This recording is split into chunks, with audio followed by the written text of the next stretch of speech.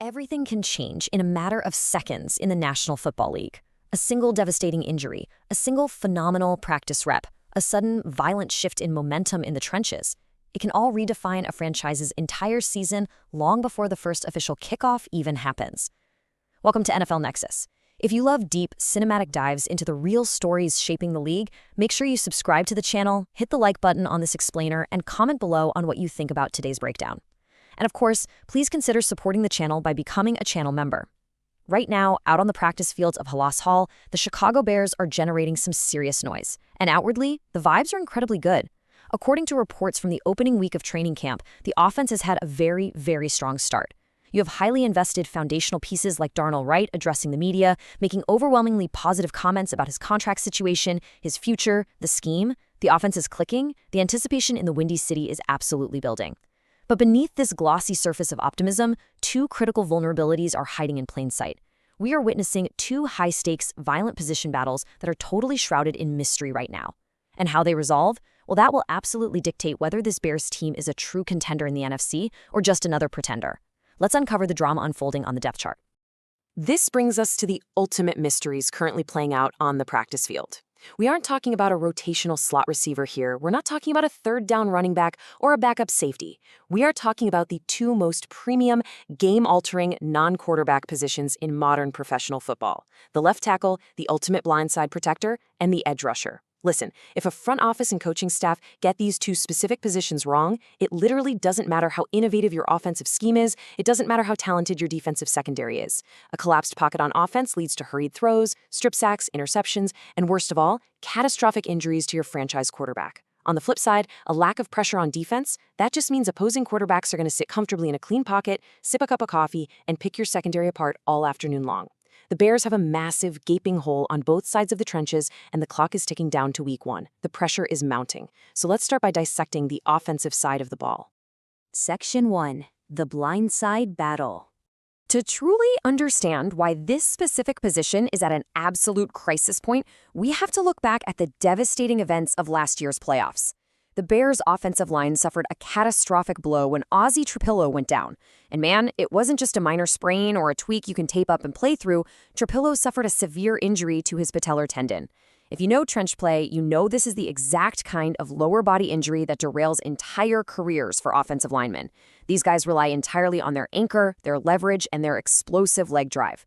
The recovery timeline for patellar tear is grueling, the rehabilitation is brutal, and his exact return date remains a complete and total unknown. So when your starting left tackle goes down like that, a massive vacuum of power is created instantly.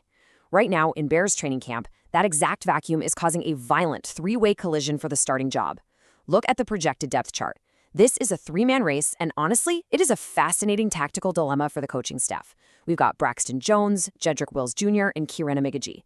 This isn't your standard, straightforward veteran versus rookie battle. No, this is a complex, three-dimensional chess match. You have the incumbent who knows the system inside and out, the veteran free agent brought in for emergency insurance, and the high-upside rookie who represents the long-term future of the franchise. Every single snap they take in padded practices is being charted, analyzed, graded, and scrutinized by the coaching staff. Every missed block, every false start, every perfect rep, it's all shifting the scales in real time. Let's break down the individual resumes of these combatants, starting with the guy currently holding the top spot. 44. That is the number of career starts Braxton Jones brings to the table. In the National Football League, experience is absolute currency. 44 starts means 44 brutal, exhausting games of facing elite NFL pass rushers like Nick Bosa and Micah Parsons. It means learning the frantic speed of the professional game and understanding the intricate blocking schemes, the line calls, and the audibles of this specific offense. Jones has been a fixture with the team since 2022. He's the favorite right now simply because the coaching staff knows exactly what they have in him. There's a massive built-in comfort level there. When the regular season lights come on, you're on the road, and the crowd noise is deafening, coaches usually default to the guy who isn't going to panic under pressure. They want the known commodity. But as we are seeing unfold in camp right now, mere stability might not be enough if the overall athletic ceiling just isn't high enough to compete for a championship. Because make no mistake, the front office didn't just hand Jones the job this offseason and tell him his spot was safe. They aggressively went out and brought in serious, multifaceted competition. Just look at the stark contrast in front office philosophy when addressing the depth behind Jones. On one hand, you've got Jedrick Wills Jr. The Bears signed him to a one-year deal worth just $1.215 million. In the modern financial landscape of the league, where tackles are making over $20 million a year, this is the textbook definition of a cheap veteran insurance policy. It's a low-risk, decent reward play to bring in a guy with starting experience just in case the absolute worst-case scenario happens. But on the other hand, you have Kieran Amagaje. The Bears spent the 75th overall pick in the 2024 NFL draft to secure him. And remember, they had just drafted Tripolo with pick 56 recently too. That immense level of premium draft capital investment is incredibly telling. General managers simply do not spend consecutive high-round draft picks on offensive tackles if they are fully satisfied with their starter. They just don't. It means the front office is actively, desperately searching for an upgrade. And the tension between the cheap veteran safety net in Wills and the expensive draft capital investment in Amagaje is reaching an absolute boiling point on the practice field. Section 2. The rookie left tackle threat. This is exactly where the story shifts from a standard training camp position battle into something truly cinematic. Historically speaking, you expect rookie offensive linemen to take time to adjust. The leap from blocking college defensive ends to blocking fully grown NFL edge rushers is absolutely staggering. You expect rookies to run with the second or third team, get their reps against backups, make their inevitable mistakes quietly out of the spotlight, and just learn the playbook with a clipboard in hand. But that is completely opposite to what is happening in Chicago right now. The dynamic is shifting right before our eyes. The rookie prodigy isn't just flashing raw potential and individual bag drills, he is actively threatening to rip the starting job away from the 44-start veteran. Listen to this observation from authoritative insider Adam Johns. He reports, Kieran Amagaje has played more with the Bears starters at left tackle, while Braxton Jones and Jedrick Wills Jr. have rotated behind him. I want you to think about what that actually means on a practice field. The rookie is taking the primary crucial reps with the first-string offense. The veteran with 44 career starts and the free agent insurance policy are literally being forced to rotate in with the backups behind him. This isn't just media speculation or a beat writer's hot take. This is the coaching staff actively testing the rookie in the crucible of the first-team offense. They're intentionally throwing him into the deep end. They want to see exactly how he handles the complex communication, the blistering speed, and the crushing pressure of protecting the quarterback's blind side against the first-string defense. And Johns isn't the only one noticing this tectonic shift in the hierarchy. Chris Emma reinforced this rising tension from the sidelines, stating, Braxton Jones is the favorite as an incumbent starter, but Jedrick Wills Jr. worked in yesterday, and Theo Benedette has the trust of this staff. Kieran Amagaje has open practice with the top group. So while Jones might still hold the title of favorite on the team's official paper depth chart, the physical reality of practice tells a much different, much more compelling story. Amagaje is opening practice with the top guys. He's getting the very first reps of the day to set the tone. This is classic NFL camp drama, the established incumbent fighting desperately for his professional life to hold off the young, highly invested draft pick who is surging with undeniable momentum. Will the Bears actually trust a rookie to protect their franchise quarterback from day one of the regular season? It's a massive gamble with potentially massive consequences. But amazingly, it's not the only massive gamble they're facing right now. Let's flip to the other side of the ball. Section 3. The pass rush puzzle. The Bears already have a legitimate, bona fide star in Montez Sweat rushing the passer from the left side of the defensive line. We know what he can do. But here's the thing about the NFL. A great edge rusher can be completely neutralized if he doesn't have a lethal partner opposite him. Smart opposing offensive coordinators will simply double-team Sweat, slide their entire pass protection scheme his way, chip him with a tight end every single play, and completely eliminate him from the game plan. To prevent that nightmare scenario, you absolutely must have a devastating threat on the opposite side. You need a right defensive end who can win tough one-on-one matchups on an island and make the quarterback pay for ignoring him. Right now, that spot is completely up for grabs, and it has turned into a fascinating psychological and financial battle. It's a tale as old as time in the league, massive financial investment versus sheer, unadulterated camp momentum. In one corner, we have Dayo Odingbo, a highly paid veteran who brings years of league experience. In the other corner, we have Austin Booker, a late-round draft pick from the 2024 class. On paper, this shouldn't even be a contest. The veteran should comfortably hold the starting job while the rookie learns the ropes on special teams and works on his hand placement. But in the brutal, unforgiving meritocracy of an NFL training camp, money doesn't always equal starting reps. $48 million. Just let that number sink in. The Bears front office made a massive 3-year financial commitment to secure Dayo Odingbo. When a general manager authorizes a $48 million contract, they aren't just hoping for a situational, rotational player who comes in on third and long. They are expecting a dominant, every-down, franchise-altering starter. They are paying an absolute premium for elite, consistent production. A contract like this is a heavy anchor on the team's salary cap. It creates an immense amount of gravity and pressure on both the player to perform at elite level and the coaching staff to justify the front office's checkbook. You absolutely do not bench a $48 million man lightly. Doing so sends shockwaves through the organization and makes executives look bad. But there is a massive inherent risk attached to this investment, and it's the primary reason this starting spot is even open for debate in the first place. And here is that inherent risk. Odeangbo suffered a devastating Achilles injury last year that limited him to just 8 games on the field. An Achilles injury for an explosive edge rusher is quite literally one of the absolute most difficult hurdles to overcome in all of professional sports. It is the core tendon that dictates your burst. It can rob you of your explosive first step off the snap, your vital ability to bend the edge around the offensive tackle, and your raw driving power off the line of scrimmage. So while he is technically the listed starter on the depth chart alongside Montez Sweat right now, the lingering physical and psychological effects of that grueling recovery are a dark cloud hanging over his camp performance. And in the NFL, whenever a highly paid veteran shows even a brief moment of weakness, hesitation, or fatigue, you better believe a hungry rookie is always waiting in the wings to strike and take his job. Section 4. A surprise contender. Enter Austin Booker. This is the unexpected rookie who is generating serious, undeniable, ground-shaking noise in this pass rush battle. While Odeangbo brings the veteran pedigree and the massive guaranteed paycheck, Booker is bringing absolute fire and desperation to training camp. This isn't a highly touted first-round pick demanding immediate playing time and expecting things to be handed to him on a silver platter.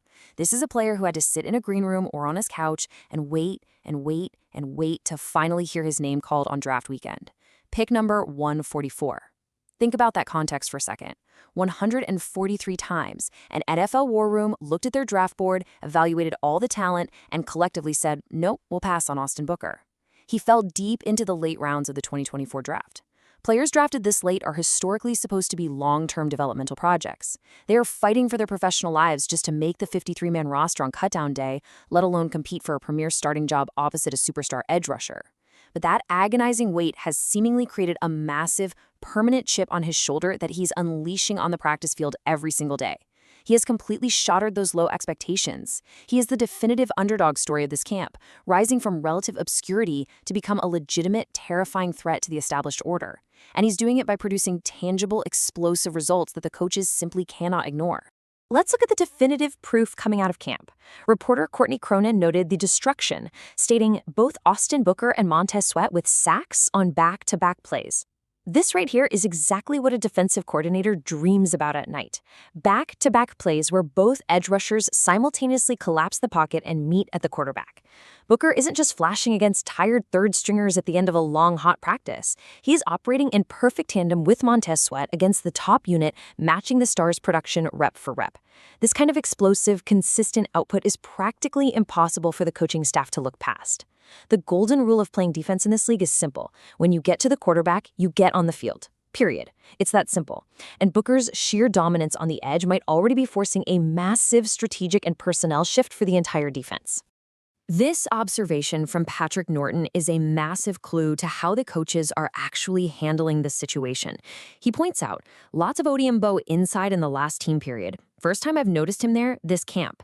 Now ask yourself, why would a defensive coordinator suddenly move their $48 million right defensive end to the interior defensive line? You do it because Austin Booker has essentially claimed the edge. If Booker is simply too productive and too disruptive to take off the field, the coaches are forced to get creative to get their best 11 football players on the grass at the exact same time. Moving the veteran Odeangbo inside against heavier, slower guards and centers could be a direct consequence of the rookie's sheer dominance on the outside.